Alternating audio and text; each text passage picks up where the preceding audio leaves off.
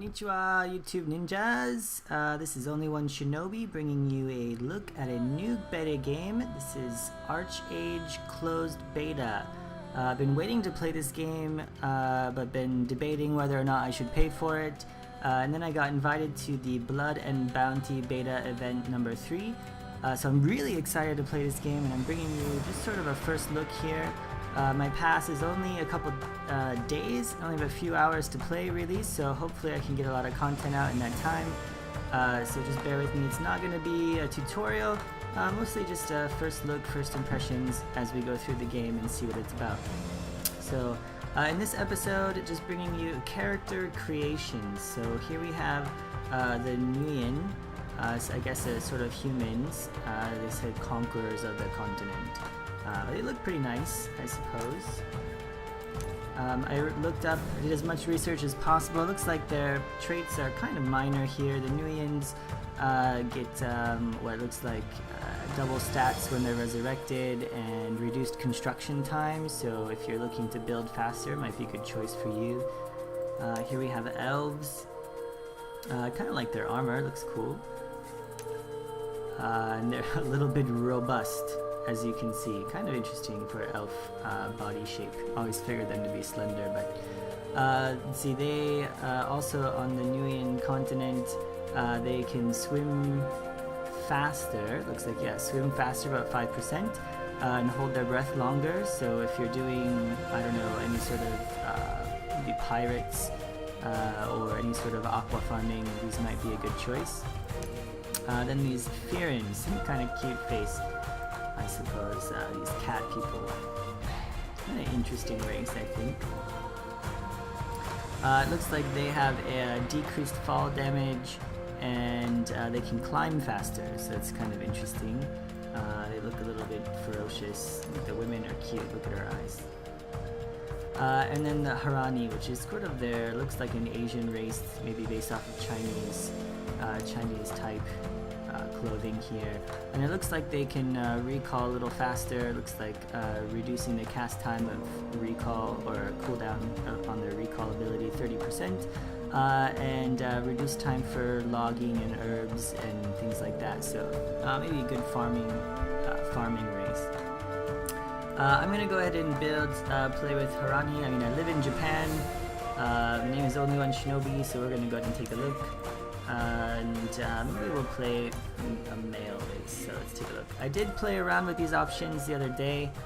There's a lot of customizability. I mean, that's a big part of a lot of MMOs, but in this case there's a lot of different choices. So the first thing I would do is pick out a face that you like. I kind of like the first one, also kind of like the second. Not really sure what I want to do here, but one of the interesting features with characterification is that you can actually blend the looks of them. So if you kind of like one or two choices, you can pick the first one, click on up here in the right corner, blend looks, and select one that you'd like to blend with it, and you can sort of scroll back and forth to change the features as you see fit, whichever one you like more. Actually, their faces are kind of similar, so yeah, just do whatever's in the middle here and confirm that. And then over to the left, we can customize each different part. So let's just go ahead and play around with these options. There's 3 different pages that you can play with that. One of the things I think is important here is that if you go over under the pre-made side and choose your eyes, there's so many customizable options. That's interesting, kind of bitchy look there. Let's go with this one. But if you click on details, you'll see that there's so much customizability, it's insane. So you can take a look at everything that you could possibly want. This is just for eyes. Looks like there's what, I don't even know, 15, 20 different options to play with. So it's really, really customizable, and you can play around with this. So I'm going to do that, and when we're done, we'll come back and talk about the process. Good. So we've got a character that we like. We're going to go ahead and click down here on the right. It says Save Appearance. So save that, enter a name. Right. So, OnlyOneShinobi. Alright, save appearance. And then we're gonna go ahead and click over here, accept. Which brings us to our skill selection. So here we have different skills. We'll take a quick look at all of them. And then, like I said, I looked at this already. So the first one here is Battle Rage. It looks like this is mostly offensive. What I think is really neat is that you can see over here sort of a chart of what kind of damage or what kind of role this is going to fill. So it looks like it's mostly curses and physical damage, a little bit of defense, mostly offense.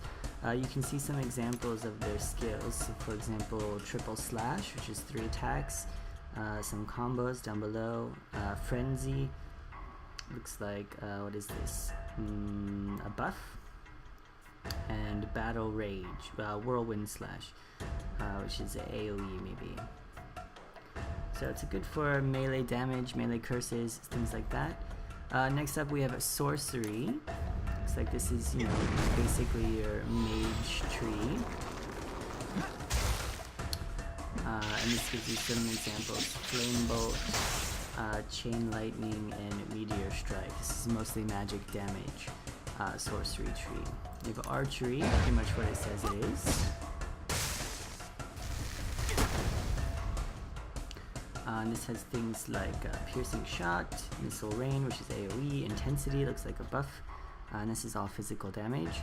And then we have vitalism, which I think is the healing tree.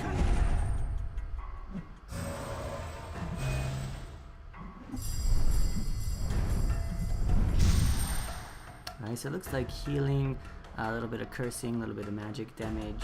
You have things like, what is this, antithesis. It deals health to you, damage to other people. Looks like a lot of different combos here. Revive, so bring people back to life, and Twilight, which looks like turns everyone invisible. So yeah, looks like sort of defensive spells, healing, things like that. We also have occultism.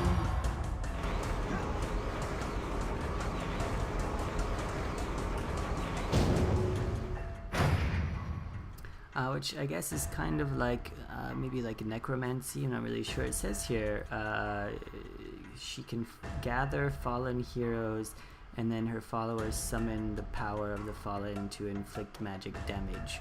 So I'm not really sure what that means.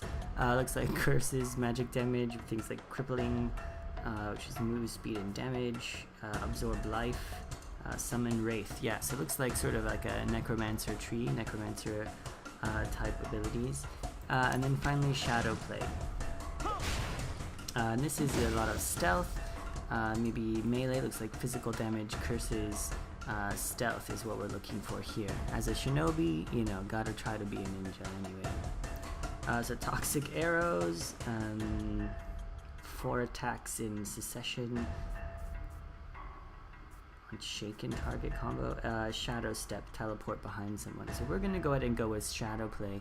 One interesting thing, and I'll show you real quick when we get in the game, is that there's a crap ton of customizability as far as the abilities go, and what you can combine them with. So I'll enter the game, we'll take a quick look and show you what that's like, and then we'll end the first episode here. So OnlyOneShinobi create. So there I am in my noob gear. Looks pretty good with a bow, I think. And we'll go ahead and enter the world.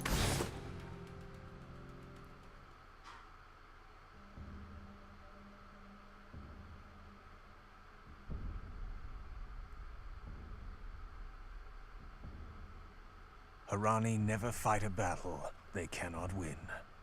Even centuries ago, during the war between gods and heroes, the other races were destroyed. But the peoples now called Harani were smarter. They knew when to fight and when to pull back, when to survive. Though their palaces on Auroria were razed to dust, this one people remained intact. The goddess Nui tried to save everyone caught in the war, regardless of race. But neither fighting nor fleeing side by side could turn such disparate empires into a family. The survivalists built a new kingdom in their new lands. But again, it was destroyed, now by an upstart prince. Did they take revenge? Again, no. This prince was powerful, and survivalists do not fight losing battles. They burned their broken flags, left their temples to the wilds, and changed their dynasty. Reborn as Harani, they began building a new and grander kingdom. Surviving and flourishing is the ultimate revenge. Enemies must watch you rise above them. The newborn empire contained barren savannas, verdant plains, icy peaks, and sun-baked plateaus. It was the largest empire built by any race since the Great Exile. It came to rival Auroria in both beauty and prosperity. Then, disaster. The Empress died, and her sole heir vanished. Rival factions split the empire. Many abandoned their homes in the jungle capital. It wasn't seen as a risky move. True survivalists can survive anywhere. Perhaps criminals like the Shadowhawks are the other side of this coin.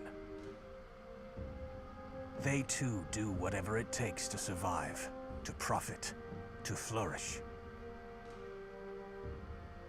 They will deal with anyone from king to beggar, knight to thief. What most Harani don't know is that this crime guild carries their true name. On Auroria before the war, the most glorious and legendary survivors were known as Shadowhawks. The WASD keys move your character, and the mouse buttons... Right, so welcome back everyone. I hope you watched the short little cinematic and have a few thoughts on that.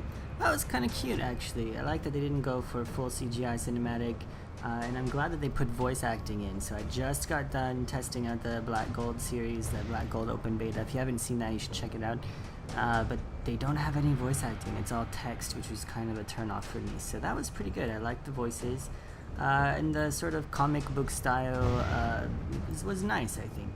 So, any case, we're not going to do any questing today. I just wanted to show you the skill tree. So let's pull that up here. Skills window, right? You can push K or just click on skills window.